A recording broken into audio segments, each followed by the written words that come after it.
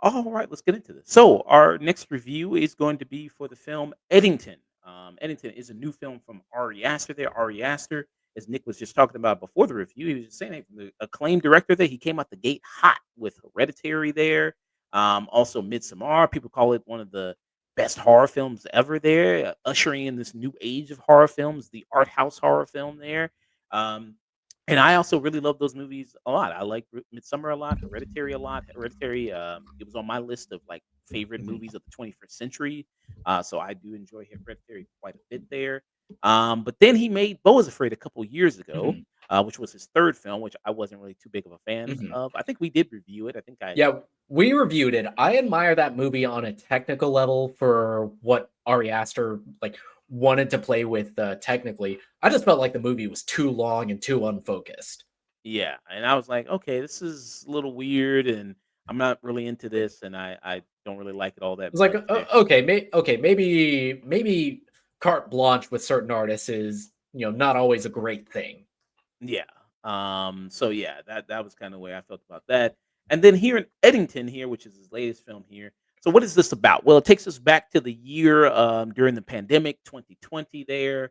You have Joaquin Phoenix, who plays a small town sheriff of Eddington, New Mexico there, who goes against the mayor of the small town, who's played by Pedro Pascal there. We just talked about that guy, Mhm. Pedro Pascal there, who's played by him there. He plays the mayor by the name of Ted Garcia, and they kind of battle off there about these mask mandates there, people Mhm. refusing to wear a mask, people being kicked out of establishments for not wearing a mask.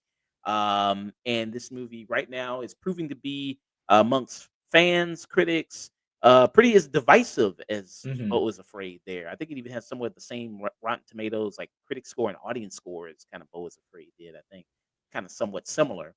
And the journey that this movie will take you on from starting off as like this satirical satire of the during the time of the pandemic of the people's reaction to that, to Mhm. then it turns into like a crime thriller, to then it turned into like an action western film. It just like takes you in all these different directions there. And it's like it just I saw it with two other people. This was late at night, two other Mhm. people in my theater. After the movie was done, the dude he turned and looked at me. I was behind him. He turned and looked at me and was like, well, I didn't expect that. Like, what the fuck was that? So yeah, and obviously there's a lot of politics in this movie, and people Mhm. going like, what did the politics mean, and what the movie is trying to say. So yeah, there's a lot of things kind of going on Mhm. with this movie, and we'll talk about the rest of the cast as well. The people like Austin Butler and Emma Stone there, who plays Emma Stone plays the wife of Joaquin Phoenix. But Nick, let me get your thoughts here on Eddington. So so with Eddington, this is an event that we're kind of still feeling the effects of, 5 years later with COVID. We kind of all remember where we were during the pandemic. We, you know, more or less, I joined this show during that time, being, stuck in my house, having to, wear masks. I didn't feel it to the extent that is portrayed in this movie because, yeah, full disclosure, at the time I was living overseas. But I feel like with this movie, you have a much more clear vision of what Ari Aster was trying to say and trying to do with this versus something like Beau is Afraid, where there's so much going on thematically that it loses focus. Where in here, just by having the backdrop of the pandemic and this mayoral election between Pedro Pascal and Joaquin Phoenix, it makes it much more clear thematically. And I think this is probably, in a lot of ways, one of the funniest movies of this year, just trying to remember where we were during the pandemic. Mm. And I know a lot of people, some criticism I see with this movie is like, I just don't want to go back to that time. Like, Uh-huh. I just don't Which want to go, you which is know, which is completely fair. And that is one of the concerns I had going into this movie. And a concern that I had with another movie from a couple years ago with Craig Gillespie's Dumb Money, because that mm, was set during the pandemic. That was about the whole GameStop uh, squeeze. And with this, I feel like the movie's tone is playing it much more as like the satirical dark comedy that even, even if those events are still very fresh in my mind, you could laugh at the absurdity of this whole situation, especially towards the second act of this movie where, they eventually introduce the like social justice aspects of this that are probably lead to some of the funniest bits in the movie. Mm, yeah, and that's the thing that the politics of this movie, 2019, 2020, when you also had the pandemic, you also had the rise of the Mhm, BLM movement there. That was also big. So they include that in here. Also, they include an aspect with Austin Butler's character of like mhm, cults and that you see because like during the pandemic also came a rise of conspiracy theories mhm, and people got sucked into a lot of those spaces, which is portrayed by a lot of that is shown by the mother of Emma Stone's character here mhm. who what's that actress's name? Oh, that's Deidre O'Connell, who was just in the Penguin. Penguin as Oh yeah. Oz Cobb's mom. Yeah, yeah, she was the mother there who she did. She's playing another batshit crazy woman again, who's lost her marbles there and so she's repeating that again in this movie. So yeah, you have that shown there. And then a kind of a little bit, and I like this movie more than I like Beau is Afraid, but I Mhm, still am mixed on it. But more mixed in a positive way than a negative mhm, way, how I was Beau is Afraid. But there's a lot of elements of this movie. It's that it's like maybe if you just honed in on a few things, maybe it mhm, would have been a lot tighter there. The stuff with the cult and Austin Butler, that was like, okay, that really mhm. doesn't really go all that Yeah, too many places. that I feel like is probably the weakest aspect of this, especially with casting such a great actor like Austin Butler. Is like whenever he's on screen, you feel the tension in the room. You feel because a lot of this movie has the theme about this feeling of helplessness that we kind of all felt during the pandemic, especially through the eyes of Joaquin Phoenix's Joe. And it's, kind of affecting every aspect of his life from his job to his relationship with his wife, especially with this handsome, charismatic cult leader that's like Mr. Steals Your Girl. Mm, yeah, and I just feel like, yeah, I mean, a lot of that stuff really doesn't go too many places Mhm, there. Then you bring up the also the social justice aspect here as well. You have this character, this girl in this who's like a big, like every annoying white leftist liberal My person you can my imagine.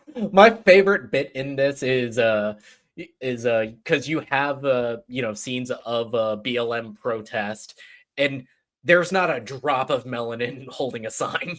Yeah, I mean, this is Eddington, New Mexico, with the population of probably like of black people that live in this. Even though you do have a black deputy who's here who works for Mhm. the police force, and that guy actually just recently a story dropped about him that he had some stuff come out about him that was not too good. Ooh. Yeah, that kind of reflected a little bit of like this movie, and it's like, ugh, okay. But yeah, so if people want to Google that, just Google Michael Ward, and that stuff will come up there. But yeah, so it just depends. Yeah, a lot of it is like, people saying like, "Oh, you don't get what this movie is trying to say or what the message of the movie is." I mean, where do you kind of stand on things like that of as far as the politics in this movie? No, I feel like this, like a lot of Ari Aster movies, I feel like this is one that is going to reward we rewatches because I feel like there's so much going on in here on different rewatches.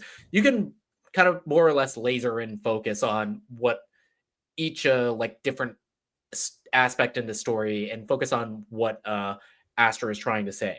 And I feel like in this he's talking about this sense of tribalism and this sense of you know kind of putting other people into this box of the other instead of conversations where I disagree with you, you disagree with me, let's try and find some common ground versus what we do now where, oh, you disagree with me, fuck you. Mm. And And oh, Aster is like trying to look at this through a more satirical lens because there's this other element of Pedro Pascal's character Ted Garcia, who's running a campaign on, a lot of very, left-leaning platforms of like, keeping the mask mandate, trying to do the best for the people around him, trying to, build this data center and use a lot of already scarce resources in this desert, and add that element of, yeah, there's this big corporation that would benefit from a lot of what's going on, that is always kind of lurking in the background. Mm, yeah. My stance on the politics, I mean, in a movie, I was trying to think about something like it reminded me a little bit of at first in kind of sort of a negative way, like what Alex Garland does with stuff like Mhm, Civil War or Men or something like that. And mhm, I think it's better than that in terms of infusing politics into the movie. I think he has a better sense of that and better style for that than Alex mhm. Garland does. Because when Alex Garland does, I just feel like it's just so flat and just Yeah, kind of, you know, with Alex Garland, even though I liked Civil War, I feel like it was to that point of, yes, unless you are on my side, you are dumb. And with Ari Aster, I feel like he's right in that kind of like Matt Stone and Trey Parker kind of centrist middle where it's like, whoa, whoa, whoa, whoa, whoa. Both of you are stupid. mm. And I feel like with this movie with Ari Aster, it just kind of feels like it. You don't really get a sense of who these people are, but behind that much, behind Mhm, just like internet concepts of people there. And maybe that's maybe the point of it because you see a lot of yeah. people there, like on their phones, scrolling Twitter, Mhm, on Facebook, seeing all these crazy memes and videos and everything like mhm. that, and how much that is influencing these people and the way they think, especially in the small town of Eddington there. But were you gonna say something? Yeah, and I feel like that's very intentional because with I feel like with satire, it all with satire or like very dark comedy, it more helps what a director wants to say thematically if characters in it are more exaggerated or are existing more on this kind of like heightened reality. Mm, yeah. And the beginning of the movie, I would say to me, it doesn't really get good until Mhm, an hour in when the crime thriller aspect happens. mhm, That's to me when things get interesting because as when it starts off as a satire, I was like, this isn't really isn't that funny, really, mhm. all that much. But to me, when it's like, oh, this is when it starts to really get good, is when the crime thriller aspect happens. And then there's like an investigation to me that part. But you were already into it from the beginning. You already were like, oh, this is good. Yeah, I was already into it, like, from jump. I was admiring a lot of what Aster does, technically, because he utilizes a lot of oneers, which is, kind of like my cinematic catnip, and, um, especially just kind of like this de-evolution of, like, masculinity that he's talking about with Joe Cross as we're watching this guy's life completely fall apart. Mm, yeah. And Joaquin Phoenix knows how to play those type of characters very Mhm, well there. And I will say everybody does a really good job in the movie. I think that mhm, that's shown throughout there. And the way this movie looks is also really good too. Ari Aster knows how to shoot a movie really well. Um, yeah, it just I mean, where this movie kinda takes you in all the different places, you're either gonna be up for it or you're not gonna be up mhm. for it. I know seems like a type of movie people are gonna love it and hate it. That's what some Mhm. people are gonna Yeah, do with yeah, it. you're either gonna love or hate this movie. There is really is no in between, and I kind of feel that with all of Ari Aster's work.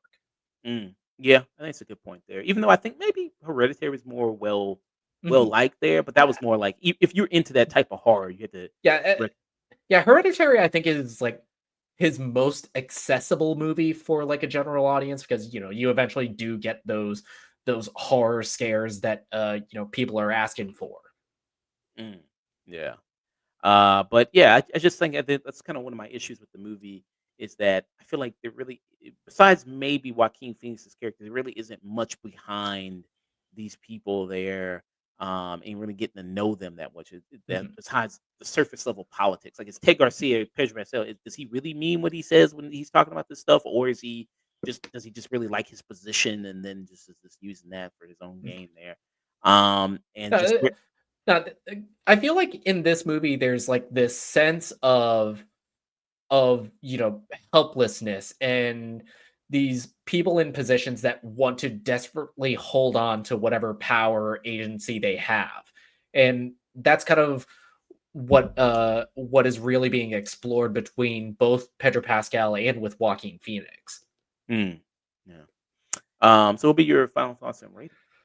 Um, I feel like this is gonna be one of those like really fascinating movies to discuss. It is a little bit long, which Ari Aster, I don't think has made a short movie, but it's one of those that I feel like there is a lot to chew on and dig into, especially if you can stomach watching a movie with this subject matter. Which, if you can't, I completely understand. Um, this is going to get written off a lot because of the time period it's discussing, because a lot of the politics involved in it. But if you can get past that, I had a damn good time with this. I'm looking forward to watching this again, which I'm so glad, because Ari Aster is one of those filmmakers. Whatever he does, I'm there day one, and I love this movie. I got to give this a strong tune in. The only reason I'm not giving this as peak is because I do feel like, with the actor like Austin Butler, who probably has one of the more interesting subplots with this aspect of cults and this aspect of conspiracy theories that took this like major uptick during the pandemic. I feel like you could have explored that a little more. Yeah, but this movie's already pretty stuffed. It's already Uh-huh. full there. Um, yeah, yeah, but um, like I said, I mean, I'd rather have a more divisive film because it's Mhm. interesting to discuss the ideas of the film and what your interpretation of it is and where it kind of goes there. And I think that's interesting there. And like I said, I do like it more than his last film, Beau is Afraid.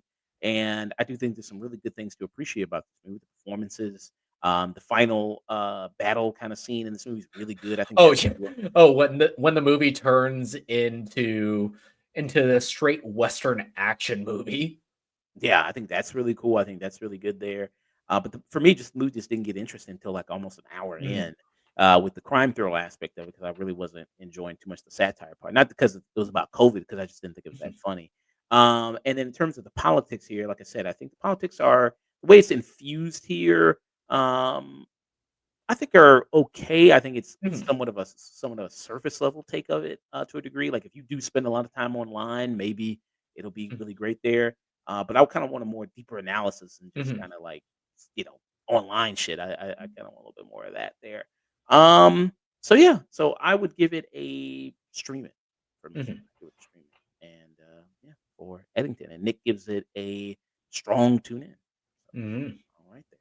I'm still interested to see what Ari Aster does next. Yeah, well, probably the biggest laugh I got is with the character of Brian, who's played by Cameron Mann, of like his journey from social justice warrior to how he ends the movie was Yeah, probably the hardest laugh I got in this. yeah. So that yeah, the way characters, the interesting kind of direction some characters take, yeah, is very interesting there. So yeah, that was our thoughts on Eddington. All right.